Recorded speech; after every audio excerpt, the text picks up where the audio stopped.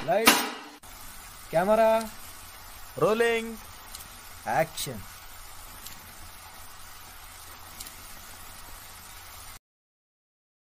নমস্কার বন্ধুরা, আশা করি তোমরা সবাই ভালো আছো। আমি গল্পকথক প্রিয়ব্রত, আর তোমাদের জন্য আমার চ্যানেলের আজকের বিশেষ নিবেদন লেখক নির্মলেন্দু গৌতমের লেখা গোয়েন্দা অমলের কাহিনী রাত ৮টার পর অবলম্বনে ঘড়ির কাঁটা। তাহলে বন্ধুগণ, শুরু করা যাক।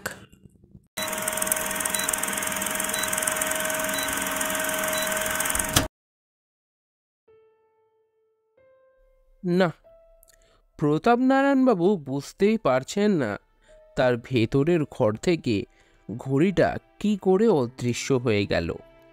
দেয়ালে বসানো চমৎকার একটা কাঁচের বাক্সের মধ্যে সাজানো থাকতো ঘড়িটা। নিখুঁত সময় দিত এখনও। কাল সন্ধেবেলাতেও প্রতাপনারায়ণবাবু রিহার্সালে গেছেন সেই ঘড়িতেই সময় দেখে। ফিরে এসে আর অবশ্য ঘড়িটা দেখতে পাননি। আসলে ৩ দিন পরেই নাটক বলে রিহার্সাল হয়েছে অনেকটা বেশি সময় ধরে। মাথায় নাটকের কথাটাই ঘুরছিল, তাই বাড়ি ফিরে এসেও সঙ্গে সঙ্গে শুয়ে পড়েছিলেন। ঘড়িতে সময় দেখার কোনো কারণ ছিল না। আজ সকালবেলা উঠে ঘড়িতে সময় দেখতে গিয়েই দেখেছেন ঘড়িটা দেওয়ালে নেই।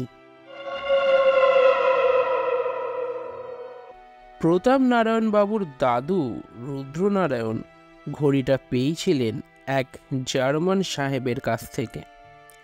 এদেশে সেই জার্মান সাহেব এসেছিল জমিদারদের ওপর কিছু গবেষণা করতে।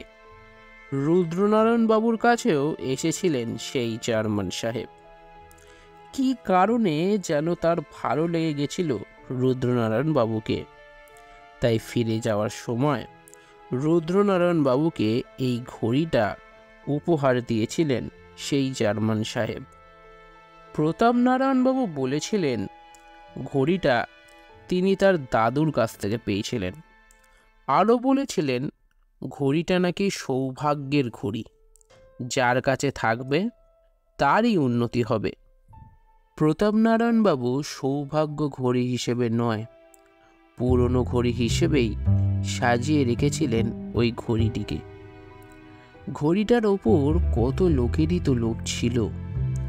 পুরনো জিনিস যারা কেনাবেচা করে তারা অনেক টাকাও দিতে চেয়েছিল ঘড়িটার জন্য, কিন্তু কিছুতেই রাজি হননি প্রতাপনারায়ণবাবু। আসলে দাদুর একটা উপহারকে টাকার লোভে ছাড়তে চাননি প্রতাপনারায়ণবাবু। তাছাড়া যতটুকু তার কাছে আছে তা দিয়ে পরের দুপুরুষও অন্তত বসে খেতে পারবে। সেই ঘড়িটা এভাবে চলে যাওয়ায় সত্যি প্রতাপনারায়ণবাবুর মন ঠিক নেই। না, বাড়ির কাউকে সন্দেহ করছেন না প্রতাপনারায়ণবাবু। সন্দেহ করবার মতো কোনো কারণও নেই। পরিবারের লোকজন ছাড়া একমাত্র বাবার আমলের সুদন্যই থাকে এ বাড়িতে। বয়স হয়েছে সুদন্যর, সে কখনোই এসব করবে না। তবে সুদন্যর একটা কথায় সন্দেহ নয়, অন্যরকম খানিকটা অস্বস্তি হচ্ছে প্রতাপনারায়ণ বাবুর। সে নাকি স্পষ্টই দেখেছে কাল রাত ৮টা সাড়ে ৮টা নাগাদ প্রতাপনারায়ণ বাবু নাকি এসেছিলেন এই ঘরেতে। অথচ প্রতাপনারায়ণ বাবু ৮টা থেকে ৯টা অবধি নাটকের লাইটম্যান সন্তোষ সরকারের সঙ্গে কথা বলছিলেন। ৮টাতেই তার আসবার কথা ছিল রিহার্সাল রুমে। সবাইকে নিয়েই তিনি কথা বলছিলেন সন্তোষ সরকারের সঙ্গে বসে। কাজেই ৮টা থেকে সাড়ে ৮টার মধ্যে প্রতাপনারায়ণবাবুর বাড়িতে আসাটা কখনোই সম্ভব নয়। তাহলে কে এসেছিল যাকে হুবহু তার মতো দেখতে? যদি প্রতাপনারায়ণবাবুর মতো কেউ এসেও থাকে তাহলে তো তার দাড়ি থাকতে হবে প্রতাপনারায়ণবাবুর মতো, চুলও থাকতে হবে তারই মতো। সেই সঙ্গে পোশাক আশাক এবং চেহারাতেও প্রতাপ নারায়ণ বাবুর মতোই হতে হবে তাকে। জানতেও হবে প্রতাপ নারায়ণ বাবুর বাড়ির ভেতরের সব কিছু। প্রতাপ নারায়ণ বাবুর মুখে সব শুনে এবং এই কথাটা ভেবেই অমল প্রতাপ নারায়ণ বাবুকে জিজ্ঞেস করল, প্রতাপ নারায়ণ বাবু, একটু ভেবে বলুন তো, ঠিক আপনার মতো কেউ কি আপনার বাড়িতে যাতায়াত করে? দেখুন, চেহারায় আমার মতো অনেকেই আছে, কিন্তু এরকম দাড়ি চুলওয়ালা আমারই মতো কারোর সঙ্গে আমার কোশমিন কালেও পরিচয় নেই। আপনি ভালো করে ভেবে বলছেন তো? আপনি নিশ্চিত এরকম কাউকে আপনি চেনেন? হ্যাঁ অমলবাবু, আমি ভালো করে ভেবেই বলছি, এরকম কাউকেই আমি তেমন চিনি না। তাহলে কি করে আপনারই মতো দেখতে একটা লোক আপনারই ঘড়িটার সন্ধান পেল? কি করে? ব্যাপারটা একটু ভালো করে ভাবতে হচ্ছে। চেনা কেউ না হলে কিভাবে এটা সম্ভব? সঙ্গে সঙ্গে অমলের মাথার ভেতর একটা কথা কাজ করে গেল। দু মুহূর্ত ভাবল কথাটা নিয়ে, তারপর বলল, আচ্ছা, যারা অভিনয় করছে আপনার সঙ্গে তাদের কেউ আপনার বাড়িতে আসে? তাদের কেউ কেউ নয়, অনেকেই আসে আমার বাড়িতে। আসলে কি বলুন তো, নাটক ভালোবাসি, তাই প্রত্যেক বছর একটা করে নাটক মঞ্চস্থ করি।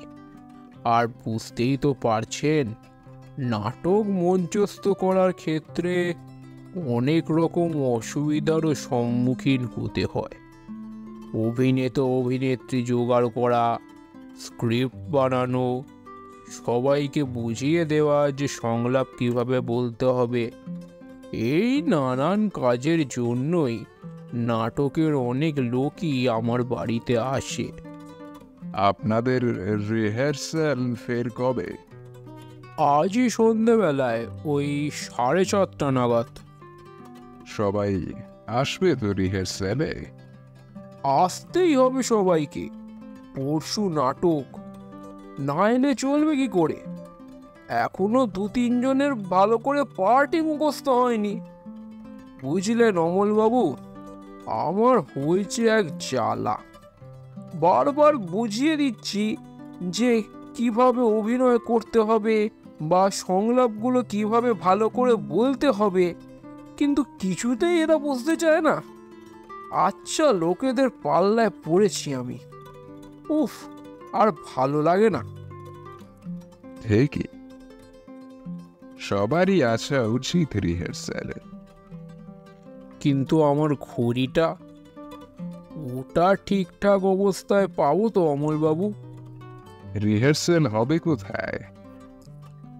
এই পাড়াতেই আমার এক বন্ধু থাকেন, তার নাম অতীন সেনগুপ্ত। আমাদের নাটকের রিহার্সাল ওর বাড়িতেই হচ্ছে। বেশ, আজ আমি আপনাদের রিহার্সাল দেখতে আসছি। বলুন কটায় আসবো? আসুন না ওই সন্ধে 7টা নাগাদ, তাহলেই হবে। কিন্তু আমার ঘড়িটা সম্পর্কে কি ভাবলেন? সেটা কিন্তু ঠিক স্পষ্ট হলো না। দেখুন প্রতাপ বাবু, আমি ম্যাজিশিয়ান নই, সাংবাদিক। খবর খুঁজি, বুদ্ধি দিয়ে চেষ্টা করি খবরের ভেতরের খবরকে বুঝে নেওয়ার। আপনার ঘড়িটাকেও ঠিক সেভাবেই খুঁজে বের করার চেষ্টা করব। প্রতাপ নারায়ণ বাবু আর কিছু বললেন না, শুধু একবার বিশ্বাস ভরা নজরে তাকালেন অমলের দিকে। রিহার্সাল দেখতে আমি 7টার মধ্যে আসছি। অমলবাবু, আমি কিন্তু ভীষণভাবে আপনার ওপর নির্ভর করে আছি। আসলে দাদুর আর বাবার স্মৃতি তো, খারাপ লাগবে ফিরে না পেলে? প্রতাপ নারায়ণ বাবু, আপনি চিন্তা করবেন না, আমাকে একটু ভাবতে দিন। আচ্ছা চলি।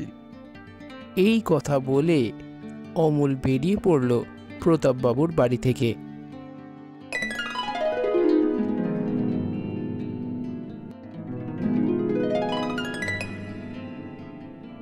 প্রতাপনারায়ণ বাবুকে চিনত না অমল। প্রতাপনারায়ণ বাবুর পূর্বপুরুষ ছিল জমিদার। এখন জমিদারি নেই, কিন্তু যা আছে তাও কম নয়। সেই সঙ্গে খানিকটা মেজাজও রয়ে গেছে বন্ধুদের নিয়ে খেয়াল মেটাবার ইচ্ছাটাও। অমলের বন্ধু দীপেনের সঙ্গে প্রতাপনারায়ণ বাবুর কোনো একটা সূত্রে একসময় পরিচয় হয়েছিল। দীপেন অমলের নানান গল্প মাঝে মাঝে বলতো প্রতাপনারায়ণ বাবুকে। সেজন্যই বাড়ি থেকে ঘড়িটা উধাও হয়ে যাওয়ার পর প্রতাপনারায়ণ বাবু দীপেনকে দিয়ে নেমন্তন্ন করেছেন অমলকে। রহস্যের একটা গন্ধ পেয়ে চলে এসেছে অমলও। প্রতাপনারায়ণ বাবুকে বেশ পছন্দ হয়েছে অমলের। চমৎকার চেহারা, পাজামা পাঞ্জাবি পরেন, দাড়ি এবং চুলে অন্যরকম একটা চেহারা তৈরি হয়েছে ভদ্রলোকের। ভিড়ের মধ্যেও তাকে চিনে ফেলা যায় এই চেহারার দৌলতে। নাটক ভালোবাসেন বলেই নিজের খরচে প্রতি বছর নাটক মঞ্চস্থ করান প্রতাপনারায়ণ বাবু। নিজে নাটক করেন না, পরিচালনা করতেই বেশি ভালোবাসেন। দু একটা চরিত্র বাড়তি দরকার হলে যারা অভিনয় করে তারাই বন্ধু বান্ধবদের খবর দিয়ে নিয়ে আসে অভিনয়ের জন্য। রিহার্সাল শুরু হওয়ার আগে নিজের ঘরে বসেই সবাইকে নিজেই নাটকটা পড়ে শোনান প্রতাপনারায়ণ বাবু। আসলে পড়তে পড়তেই বুঝিয়ে দেন কিভাবে কোন চরিত্র সংলাপ বলবে। প্রতাপনারায়ণ বাবু সম্পর্কে এত সব কথা অবশ্য দীপেনের কাছ থেকেই শুনেছে অমল। দেখা যাক, ঘড়িটা নাটকের আগে খুঁজে বের করে দিয়ে অমল প্রতাপনারায়ণ বাবুকে নিশ্চিন্ত করতে পারে কিনা।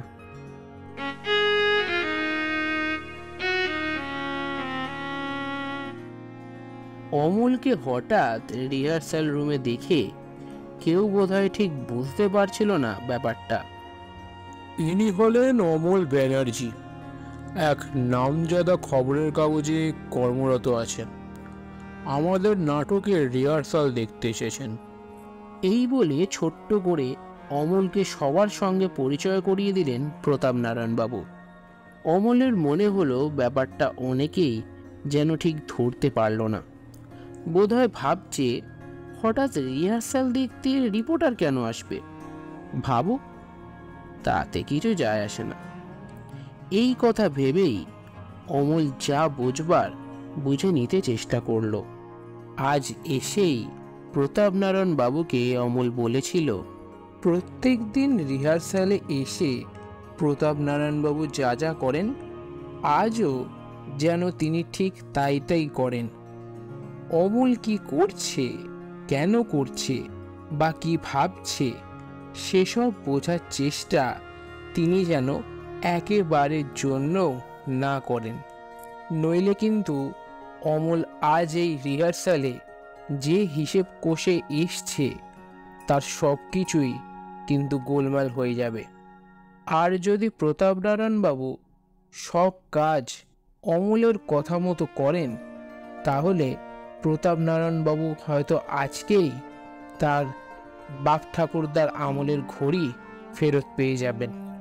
কথাটা মেনেই বোধহয় সবার সঙ্গে অমলের অমনিভাবে পরিচয় করিয়ে দিয়ে রিহার্সাল শুরু করলেন প্রতাপনারায়ণ বাবু। রিহার্সাল শুরু হতেই নড়ে চড়ে বসল অমল। না, রিহার্সাল দেখতে হলো না। একটুখানি ফাঁক পেতেই প্রতাপনারায়ণ বাবুর দিকে ফিরে অমল নিচু গলায় বলল, আপনার নাটকে বিনোদের সাথে একটু কথা বলতে চাই। বিনোদ মানে তো নিখিল, তার মানে ওর অভিনয় আপনার ভালো লেগেছে? অমল হাসল। কি করে বুঝতে পারলেন? অমল বাবু, আপনি ভাবছেন আপনাকে আমি দেখছি না, কিন্তু যেমনটা আপনি ভাবছেন সব কিন্তু তেমনটা নয়। আপনাকে আমি প্রথম থেকেই খুব ভালোভাবে লক্ষ্য করছিলাম। নিখিলের অভিনয় যে শুরু থেকেই আপনি গভীরভাবে দেখে যাচ্ছেন তা আমি দেখেছি। নিখিলের অভিনয় ভালো না লাগলে নিশ্চয় অমনিভাবে আপনি নিখিলকে দেখতেন না। আর নিখিল সত্যি খুব ভালো একজন অভিনেতা। পেশায় মেডিকেল রিপ্রেজেন্টেটিভ হলেও ওর অভিনয় কিন্তু দুর্দান্ত। দাঁড়ান, আমি এক্ষুনি নিখিলকে ডাকছি। প্রতাপনারায়ণবাবু নিখিলকে ডাকলেন। নিখিল, একবার এদিকে এসো তো। নিখিল কাছে আসতেই প্রতাপনারায়ণবাবু বললেন, হ্যাঁ, বলছিলাম তোমার অভিনয় অমলবাবুর খুব ভালো লেগেছে, তা উনি একটু তোমার সঙ্গে কথা বলতে চান। নিখিল খুশি খুশি গলায় অমলের দিকে তাকিয়ে বলল, আপাতত আমার পার্ট নেই বলুন।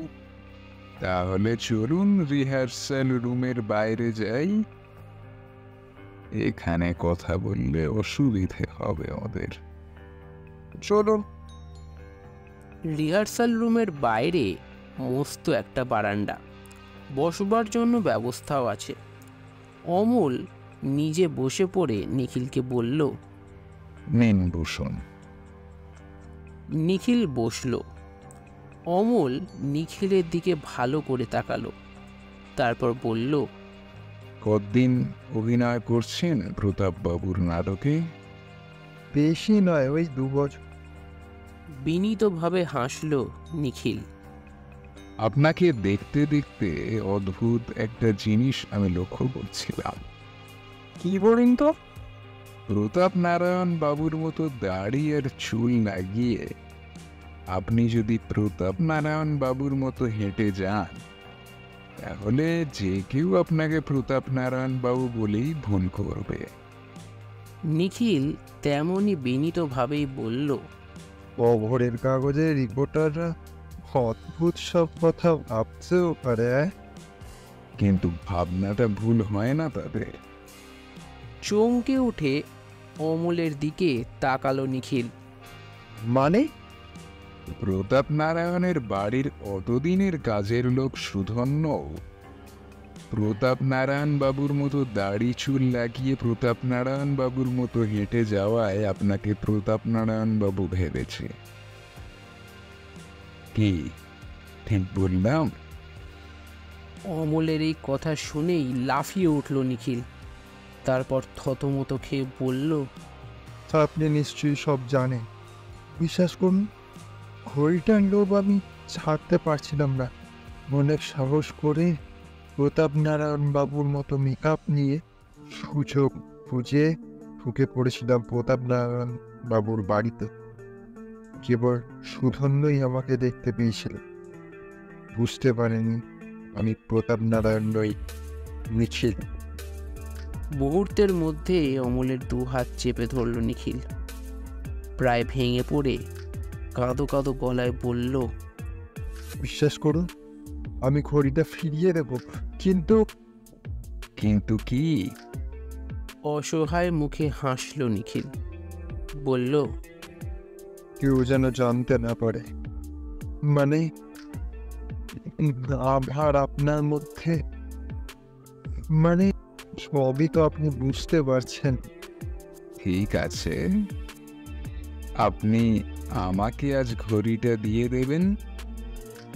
যা করবার আমি করব, আপনাকে ভাবতে হবে না কিছু। নিজেকে কোনো রকমে সামলে নিয়ে নিখিল বলল, চলুন, এখনই আপনাকে আমি ঘড়িটা দিয়ে দিচ্ছি। কথাটা বলেই সোজা হয়ে দাঁড়ালো নিখিল। এখন নয়, রিহার্সালের পর যাচ্ছি আপনার বাড়ি, নিয়ে নেব তখন। কাল প্রতাপ নারায়ণ বাবুকে একটা কিছু বুঝিয়ে ফিরিয়ে দেব।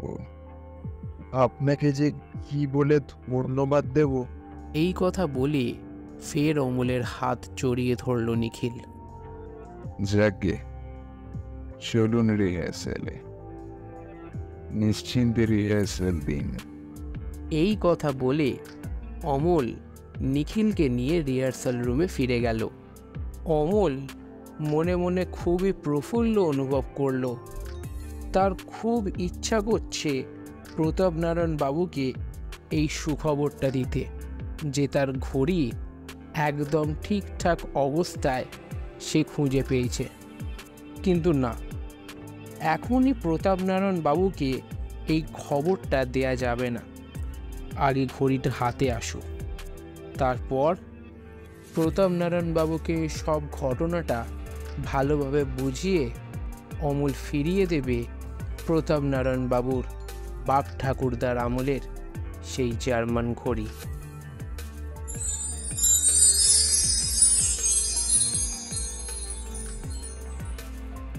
ঘড়ি অন্তর্ধান রহস্য নিয়ে পুরো ব্যাপারটা অমলের কাছ থেকে শুনলেন প্রতাপ নারায়ণ বাবু। তারপর অমলের উদ্দেশ্যে প্রশ্ন করলেন, আপনি কি করে বুঝলেন যে অভিনেতাদের মধ্যেই কেউ এই কাজটা করেছে? আসলে সুধন্য যখন আপনাকে দেখেছে রাত 8টার পর,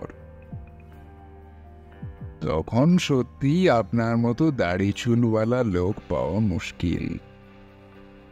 তাছাড়া চলাফেরাতেও আপনার মতো ভঙ্গি থাকতে হবে। তখনই মনে হলো কোনো অভিনেতা ছাড়া এতটা করা সম্ভব নয়।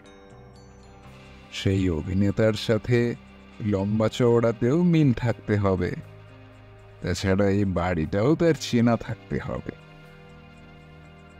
সেই জন্যই রিহার্সালে এসে বুঝে নিতে চেয়েছিলাম কোন অভিনেতার সাথে মিল আছে আপনার।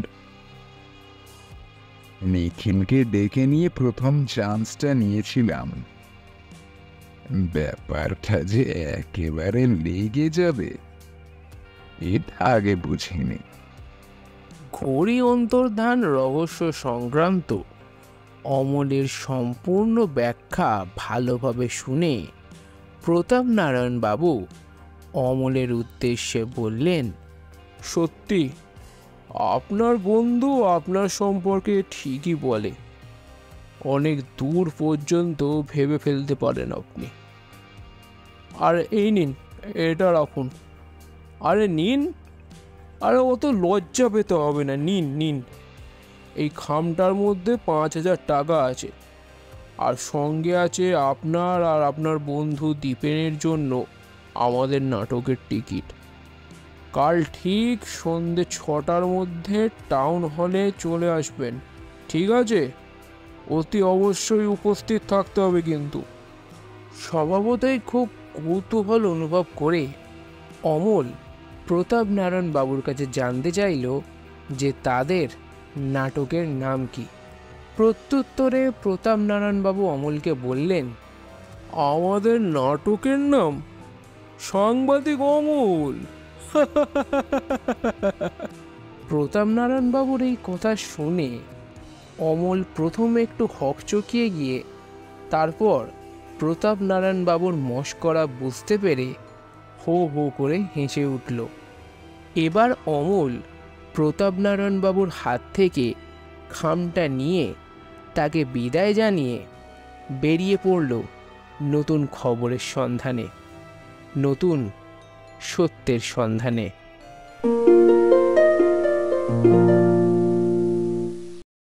আজকের এই গল্পে কথক এবং প্রতাপ নারায়ণ বাবুর ভূমিকায় আমি গল্পকথক প্রিয়ব্রত, গোয়েন্দা অমলের ভূমিকায় সত্যজিৎ বন্দ্যোপাধ্যায় এবং নিখিলের ভূমিকায় অঙ্কিত সেনগুপ্ত। শেষ হলো গল্পকথক প্রিয়ব্রতর আজকের নিবেদন। আমি আশা করব আজকের নিবেদনটি আপনাদের খুব ভালো লেগেছে। আর ভালো লেগে থাকলে প্লিজ লাইক, কমেন্ট এবং নিজের বন্ধুদের সাথে অবশ্যই শেয়ার করবেন। আর এরকমই নিত্য নতুন গল্প পেতে আমার চ্যানেলটি সাবস্ক্রাইব করবেন। তাহলে আজকের জন্য এইটুকুই, দেখা হচ্ছে আগামী সপ্তাহে।